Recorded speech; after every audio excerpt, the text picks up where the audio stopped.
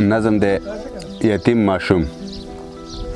دا ځل چې زه اختر مانځه ته راتلم ما خپل بچی ځان سره هم راوستو. لاس نه نیولی مې روانو دواړه لار کې یو بل ماشوم خفه ولاړو.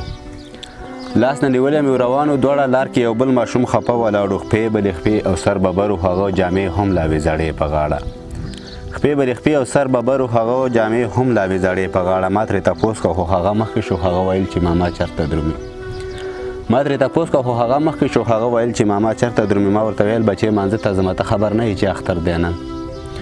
ما ورته ویل بچې مانځه ته ځمه ته خبر نه یې چې اختر دی نن. هغه سلګو سلګو کې ما ته وویل زه به هم خپل بابا دا ستا په شان دی.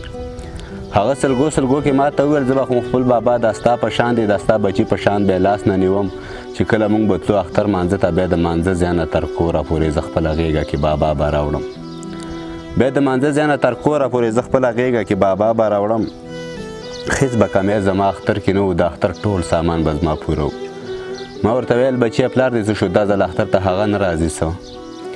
ما ورته ویل بچیه پلار دې څه شو دا ځل اختر ته هغه نه راځي څه. هغه ویل راته بېګا مازدیګر زه هم ورغلی وم بابا جان خواته.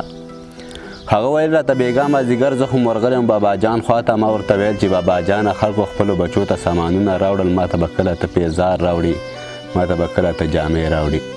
ما ډېرې چغې ورته ووهلې خو پلار مې هېڅ راته جواب رانه کړو.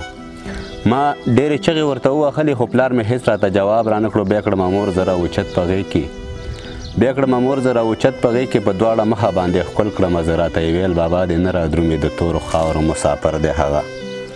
راته یې ویل بابا دې نه رادرومي د تورو خاورو مسافر دی هغه. ما ورته ویل مورې اختر مانځه ته ما به د ځانه سره څوک بوځي.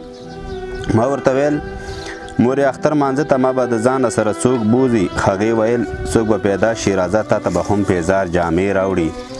هغې ویل څوک به پیدا شي راځه تا ته به هم پیزار جامې راوړي. تا به د ځان سره اختر مانځه ته بچیه بوځي خفه کېږي سله. دلته ولاړ یم د تیاره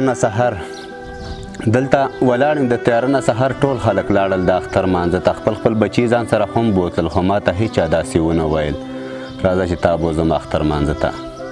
راځه چې تا بوځم اختر مانځه ته. دغه فریاد چې مې ماشوم واورېدو په هغه ځای کې د اختر خوشحالۍ زما نه ټولې داسې خیرې شولې لکه چې دا ځل یې اختر نه وي.